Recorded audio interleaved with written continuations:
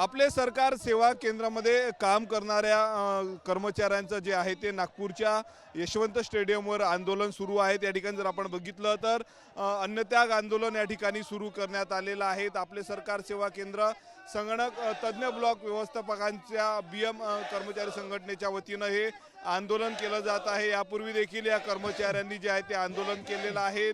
सर्व ठिकाणी तालुका व जिल्हा व्यवस्थापन यांनी आपले सरकार सेवा केंद्र या प्रकल्पात कायमस्वरूपी कंत्राटी पद्धतीने पदनिर्मिती करून या प्रकल्पात तात्काळ सामावून घेण्यासाठी जे आहे ते हे आंदोलन सुरू आहे। दुसरीकडे या कर्मचाऱ्यांना वयाच्या 58व्या वर्षापर्यंत जॉब सिक्युरिटी देऊन नियुक्ती करण्यात यावी ही देखील मागणी केली जात आहे। एका तरुणीच्या वतीनं या ठिकाणी आंदोलन चालू आहे। ताई, तुम्ही आमरण उपोषण करताय, काय मागणी आहे?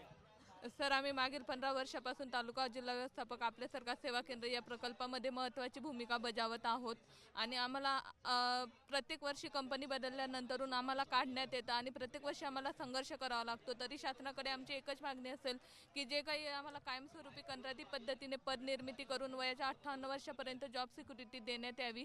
त्यानंतरून ज्या काही आमच्यावर अन्याय होतोय तो कुठेतरी थांबवण्यात येऊन जे काही इतर शासकीय सेवेत आहेत त्या लोकांना जे काही लागू आहे ते आम्हाला सर्व काही सुविधा लागू करून आम्हाला कायमस्वरूपी रोजगार देण्यात यावा, जेणेकरून आमचे कुटुंब हे रस्त्यावर येऊन आम्हाला वारंवार भांडावं लागणार नाही आणि आजपर्यंत जे काही थकीत मानधन आहे तेही मानधन आम्हाला लवकरात लवकर देण्यात यावं।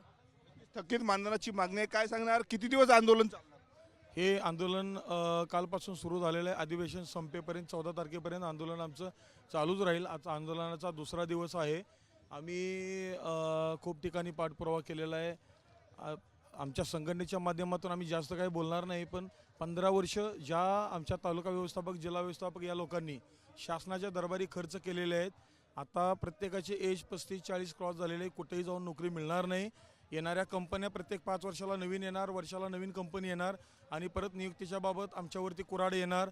आज सगळे आम्ही सर्व लोक सप्टेंबर महिन्याला कंपनीचा करार संपलेला आहे, सर्व लोक उपासमारीवरती आहोत। आज रोजी आम्हाला जॉब नाही आहे, परंतु एवढे वर्ष शासनाचं काम करून सुद्धा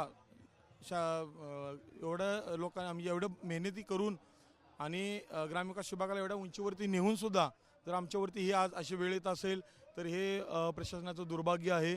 आमची कळकळीची विनंती आहे की तात्काळ आमची पुनर्नियुक्ती करावी आणि आमची मागणी काही अशा मोठ्या नाही आहेत की ते शासनाला खूप मोठा विचार करावा लागेल किंवा खूप मोठं फंडिंग जमा करावं लागेल। आहे त्या ठिकाणी कंत्राटी पद्धतीने वयाच्या 58 वर्षापर्यंत आम्हाला त्या ठिकाणी पदनिर्मिती द्यावी किंवा जॉब सिक्युरिटी मिळावी।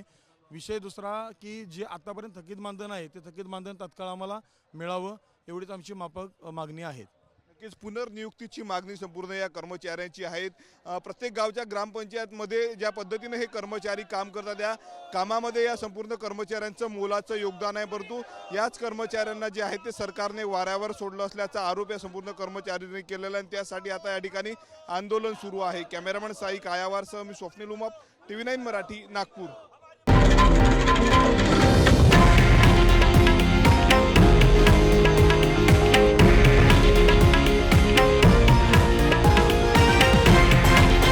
हे आहे देशातील नंबर 1 न्यूज नेटवर्क आणि आपण पाहत आहात TV9 मराठी, एकमेव।